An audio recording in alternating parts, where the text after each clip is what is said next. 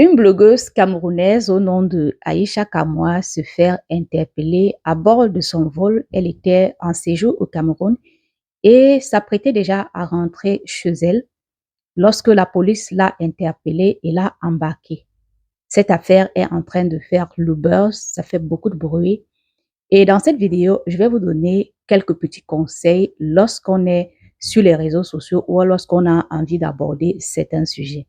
Bonjour, bienvenue à cette nouvelle vidéo. Si tu ne me connais pas, moi c'est Mireille Laure, coach love, conseillère matrimoniale, motivatrice et blogueuse. Je suis également propriétaire d'une marque de produits cosmétiques. Voilà, je mettrai également le lien à la barre de description. Si vous avez envie de vous faire belle, d'acheter des produits qui respectent l'équilibre de votre santé de peau, allez-y faire un tour sur mon site www.laurenceparisamp.fr. Cette vidéo n'est pas dans le but de critiquer, mais plutôt d'analyser la situation et d'en tirer des leçons. Déjà, nous allons commencer par parler d'Aïcha Kamwa. C'est qui Aïcha Kamwa? C'est une jeune dame d'origine camerounaise qui a créé son blog et les sujets qu'elle développe sur son blog, c'est les sujets parlant de la vie privée des gens. Voilà, c'est ce qu'il faut noter, c'est que sur le blog d'Aïcha Kamwa, elle parle très souvent, je dirais même 90% de son contenu est basé sur la vie privée des gens. Elle va parler des nudes des gens qui se sont retrouvés dehors, elle va parler du couple des gens, elle va parler de tout ce qui se passe dans la vie intime des gens. Moi, j'ai envie de vous donner quelques conseils aujourd'hui. Regardez la vidéo jusqu'à la fin parce que je sais que vous allez repartir d'ici avec un conseil de vie qui peut vous aider ou alors qui peut vous sauver la vie. Si tu souhaites être sur les réseaux sociaux aujourd'hui, si tu as envie de développer ton blog sur les réseaux sociaux aujourd'hui, il faut savoir que ce n'est pas tous les sujets que tu dois aborder. Et deux fois, ce n'est pas à tout, c'est-à-dire c'est pas à tout moment que tu dois donner ton avis par rapport à un sujet. On a souvent des sujets très sensibles où quand tu analyses, tu te dis, si je donne mon point de vue, les gens risqueraient mal percevoir cela et du coup, tu te tais. On ne se tait pas parce qu'on n'a rien à dire. On ne se tait pas parce que on n'a pas raison. Mais à un moment donné, pour préserver sa tranquillité et sa paix, vaut mieux se taire souvent face à certaines situations. C'est la première leçon que j'ai apprise derrière cette histoire. Tout sujet n'est pas bon à mettre sa bouche dedans.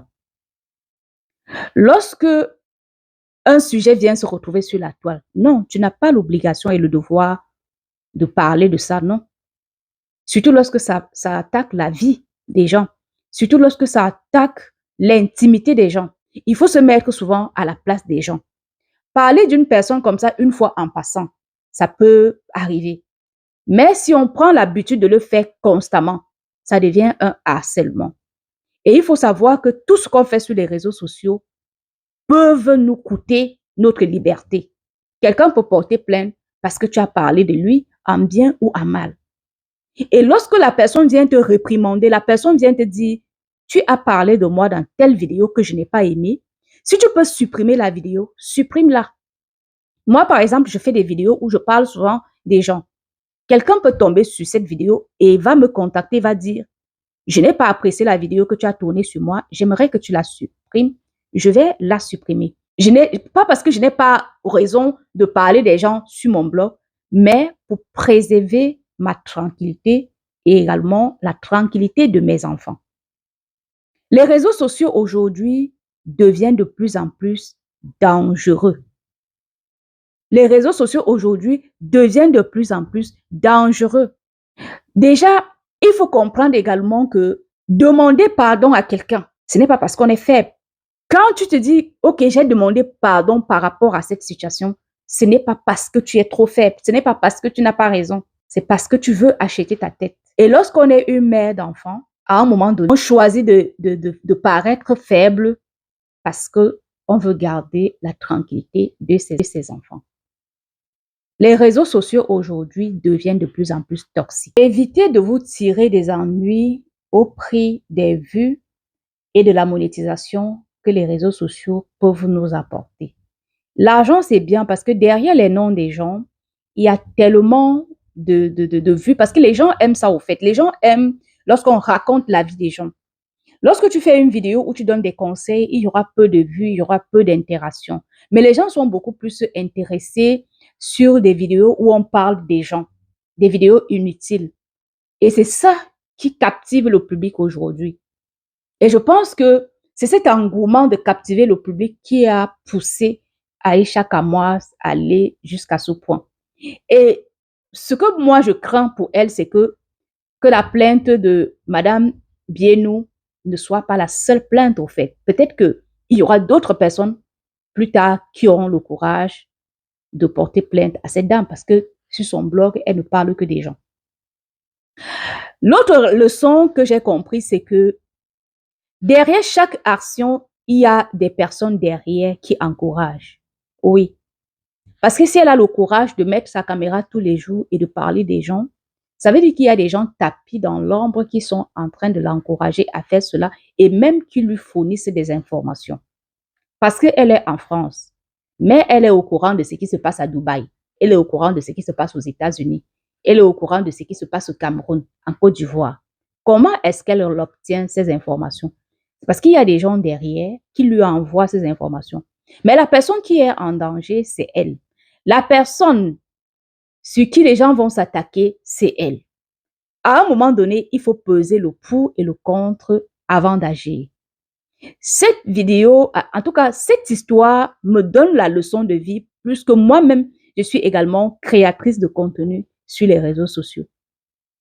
Parler des gens, oui, mais parler des gens plusieurs fois, ça devient un harcèlement. Et le harcèlement peut être poursuivi par la justice. Faites attention à ce que vous partagez sur vos réseaux sociaux. La vie des problèmes n'est pas bon. Il ne faut pas se créer une réputation sur la vie des problèmes. Non, celle qui cherche tous les problèmes. Non, celle qui parle tous les gens. Mamie Japap. Elle se fait m'appeler Mamie Japap, qui veut dire, dans le jargon camerounais, une femme qui parle toujours des gens. Une personne qui parle des gens, des ragots. Évitez de vous retrouver dans cette situation.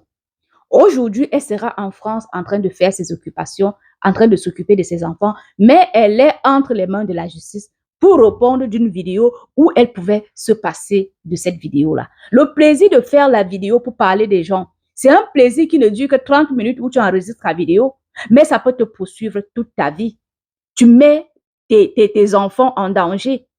Tu mets ta famille en danger parce que quand on te cherche et qu'on ne te trouve pas, on est capable même de s'attaquer à ta famille. Les amis, faites attention.